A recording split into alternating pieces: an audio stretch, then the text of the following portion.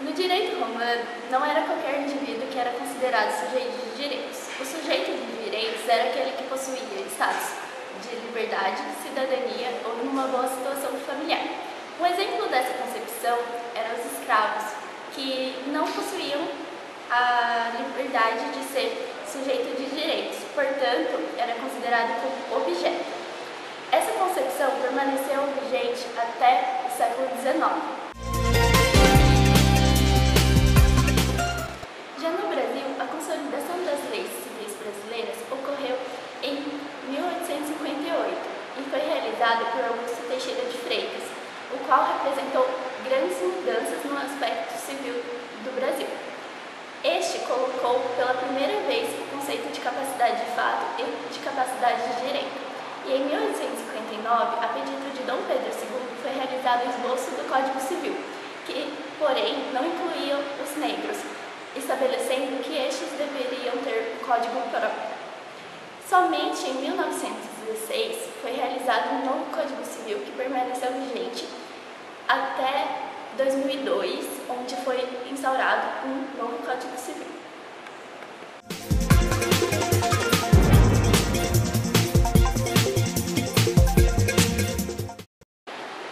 Bom, após conhecermos o panorama histórico e as alterações do Código Civil, podemos então falar sobre a capacidade e a incapacidade previstas no Código Civil atual de 2002.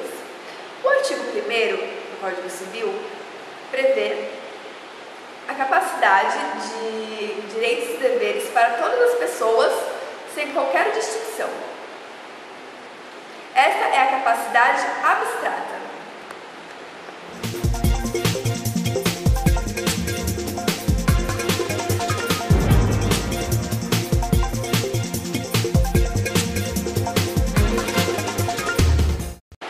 O artigo 2º do Código Civil trata da personalidade civil.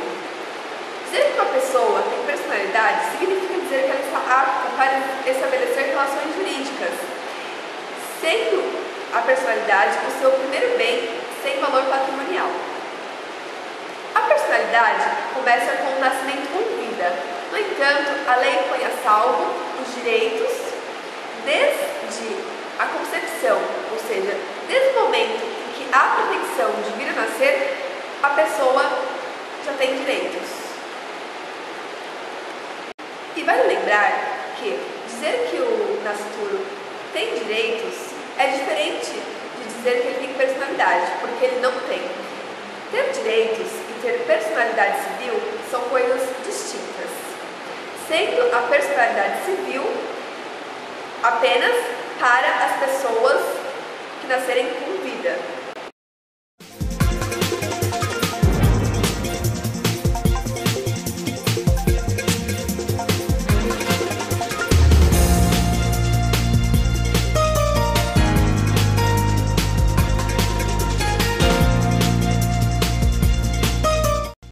Agora vou falar da incapacidade, ou seja, quando a pessoa não está apta a exercer seu direito, precisando de alguém para representá-la, ou curador ou tutor, por exemplo. O artigo 3º do Código Civil trata da incapacidade absoluta e que prevê esta incapacidade para os menores de 16 anos, para as pessoas com enfermidade ou doença mental e para aqueles que não puderem extinguir sua vontade, mesmo que em causa transitória.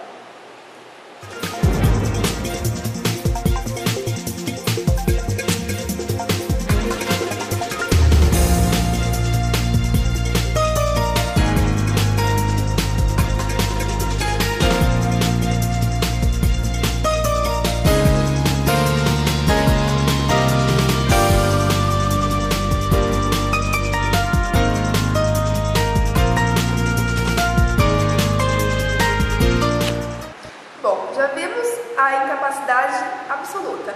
Agora, o artigo 4º prevê a incapacidade relativa a certos atos ou a maneira de exercê-los para os maiores de 16 e menores de 18 anos, que podem ser representados por tutores para os ébrios habituais, viciados em tóxicos ou com doença mental, ou seja, com discernimento reduzido, para os excepcionais, sem desenvolvimento mental completo, e para os pródigos.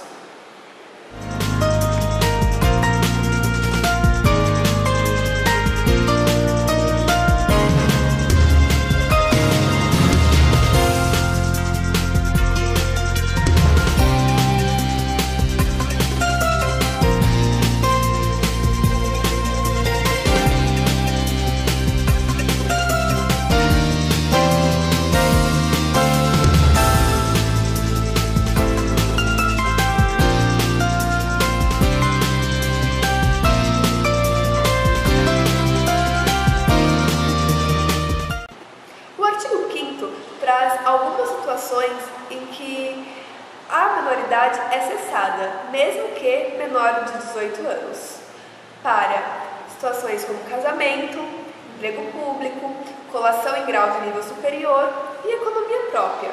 Nessas situações, apesar da pessoa ter menos de 18 anos, ela se torna emancipada. E também prevê, no inciso 1º, para os menores de 16 anos, o tutor como representante.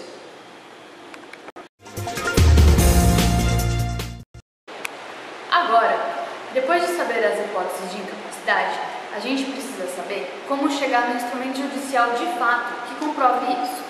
A incapacidade só pode ser declarada através de um juiz, da prova pericial e da análise judicial. A interdição tem 2 tipos, sendo eles tutela e curatela, ambas previstas por lei.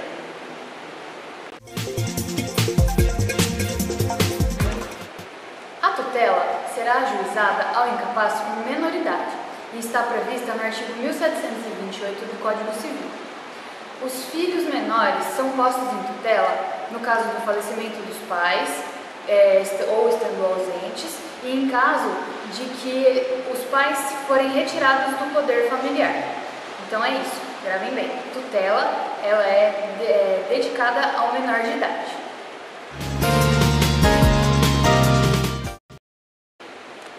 A curatela, diferentemente da tutela, é designada aos maiores de 18 anos relativamente ou absolutamente incapazes de exercer seus direitos e deveres. No artigo 1767 do Código Civil está previsto que aqueles que por enfermidade ou deficiência mental não tiverem o necessário discernimento para a prática dos atos da vida civil. Inciso 2º, aqueles que por outra causa duradoura não puderem exprimir sua vontade. 3. Os deficientes mentais, os ébrios habituais e os viciados em tóxicos. 4. Os excepcionais sem completo desenvolvimento mental e os pródigos que também não são capazes de gerir as suas finanças. Os que forem declarados incapazes, porém maiores de idade, contarão com um curador, onde esse administrará os bens e cuidará dos seus negócios jurídicos referentes a esse incapaz em questão.